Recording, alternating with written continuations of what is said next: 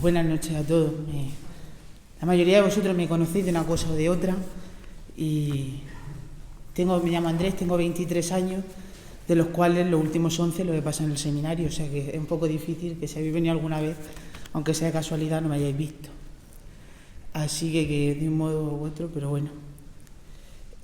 Como os decía, me llamo Andrés, tengo 23 años, soy de Caravaca y soy el menor de 3 hermanos. Tengo 2 hermanas que son mucho mayores que yo, y mi padre es Antonio y mi madre Maricruz, y tengo 2 hermanas, una que tiene 10 años más que yo y otra que tiene 12. Pues nací en el seno de una familia cristiana pero no practicante. Bueno, para empezar por el principio, si de verdad tuviera que resumir lo que os voy a decir esta noche o la paliza que os voy a dar, todo se podría resumir en las palabras del profeta Oseas, ¿no? Cuando Israel era un niño yo lo amé, lo atraje hacia mí con lazos de amor, pero muchas veces no comprendía que yo cuidaba de él. Como os decía, soy el pequeño de 3 hermanos. La distancia con mi hermana me ha hecho nacer y crecer en un ambiente de un cariño tremendo, de sentirme profundamente querido, de cuidado, mimado, malcriado, mejor dicho, muchas veces. He sido un pequeño príncipe de Egipto entre mi madre, mis tías, mis hermanas, mis primos. He sido el pequeño de todos. Así que y en medio de todo esto, mis padres, yo nací en una familia cristiana no muy practicante, pero mis padres y mi hermana estuvieron un tiempo en el camino, más conocidos como los Kikos, y al poquito tiempo de nacer yo, ellos dejaron el camino.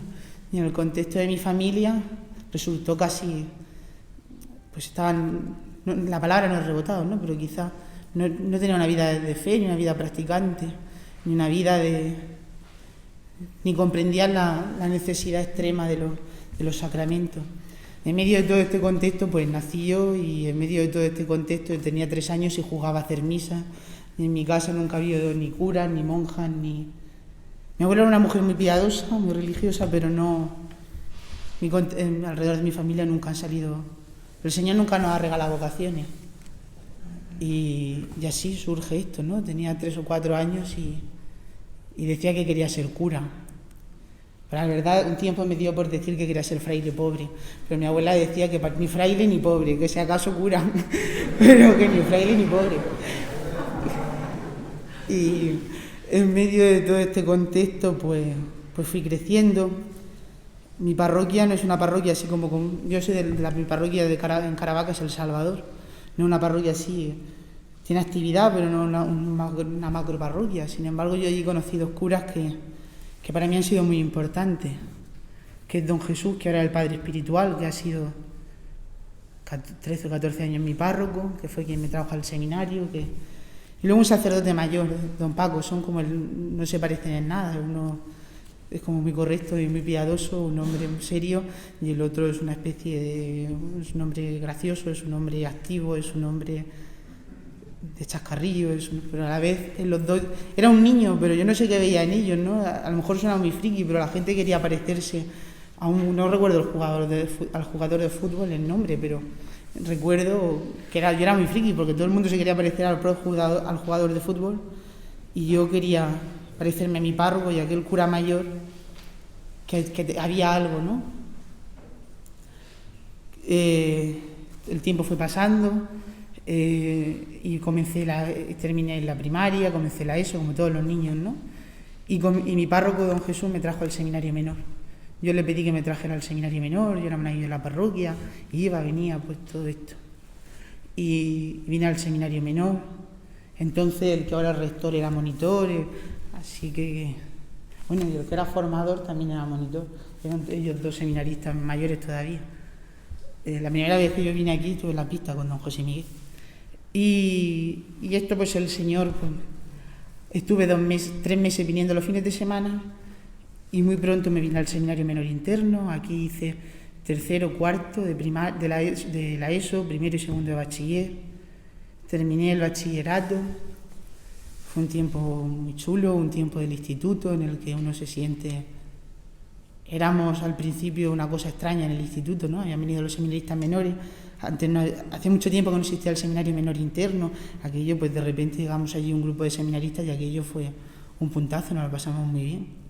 Y comenzó el seminario mayor y al final de primero yo comprendí que algo no iba bien en mi vida, que algo estaba pasando. Y a principio de segundo hablé con el que entonces era rector, a la sazón obispo de Jaén, y le dije que yo me quería ir, o que por lo menos yo necesitaba un tiempo para pensar esto, porque en mi mente martillaban dos ideas, o que esto era un empeño mío, y que si no era un empeño mío yo no quería. Porque hay un punto, hay un salto en el que uno descubre que el cura no es el que hace cosas, que el cura no es un activista social, que ni es el simpático, ni es el que pone buena cara cuando piden un bautizo. Que había un sacerdote que fue formador, que para mí ha sido muy importante, que nos decía que todo el tiempo del seminario consiste en aprender a decir cada día en la Eucaristía: este es mi cuerpo que se entrega por vosotros. Que el sacerdote es verdadera víctima de expiación, que cuando se actúa en la persona de Cristo no es un teatro ni son unas palabras, sino que verdaderamente tu vida tiene que ir en coherencia profunda con lo que celebras. Y no sabía si esto era empeño mío, pero si no era empeño mío tampoco quería, porque a mí me pasmó aquello, me pasmó comprender que Dios no quiere ni mi tiempo, que yo el tiempo del seminario menor, ¿no? Yo estaba aquí desde que tenía 12 años y fue muy hermoso y el tiempo que... Hace unos días estuve con uno que estuvo en el seminario menor conmigo, ahora es dominico, y nuestra boca se llenaba de acción de gracias a Dios por ese tiempo. Pero ese momento fue en el que yo en mi vida descubrí que esto era otra cosa, que significaba otra cosa, que no valía que mi tiempo ni Dios lo necesitaba, que Dios podía hacer todo sin mí y sin mi tiempo, pero que si había querido contar conmigo era para otra cosa.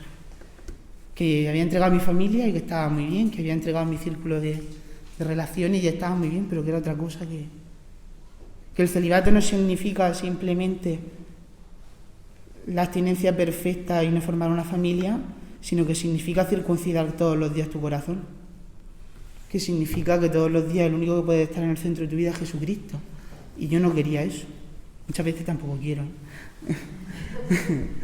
la mayoría.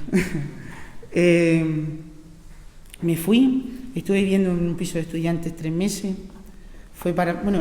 Don Sebastián al final me dejó en una situación intermedia.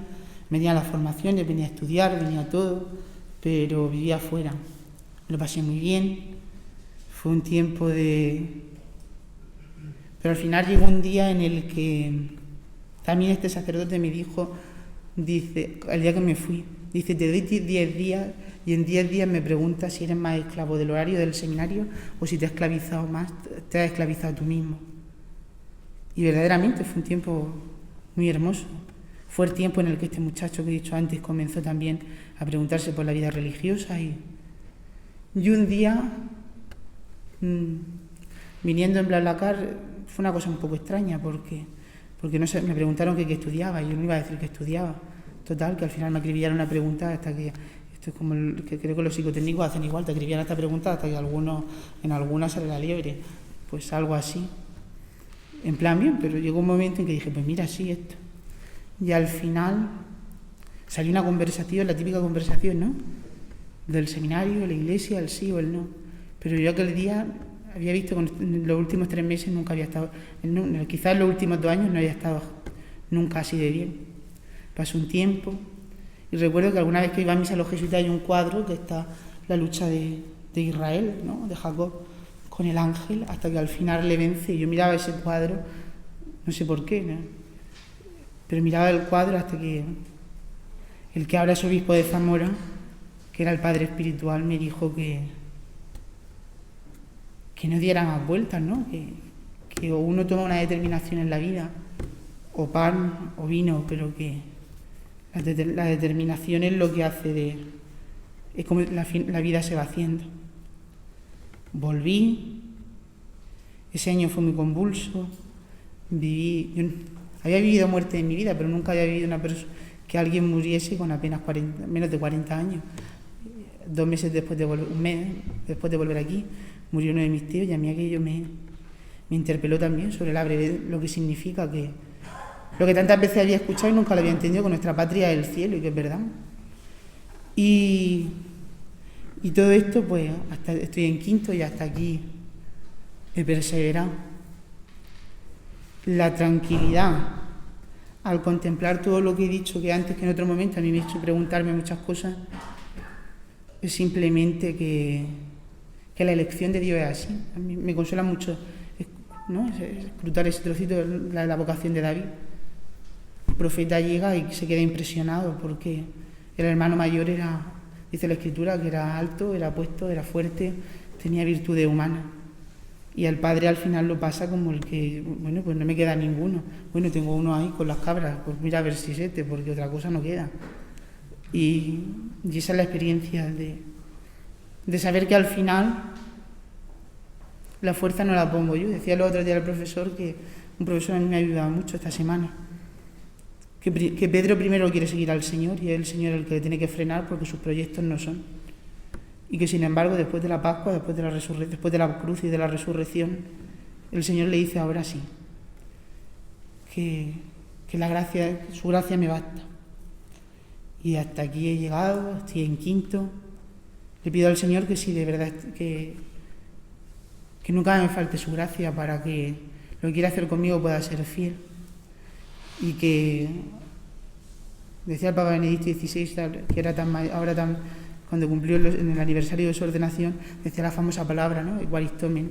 Pues que yo al mirar en mi vida solo puedo decir, pues eso, Eucharistomen, que acción de gracias, que gracia, porque he vivido muchas veces dándole codazos al Señor, pero que cuando Israel era un niño, yo lo amé y lo traje hacia mí con lazos de amor. Alabado sea el Santísimo Sacramento del altar.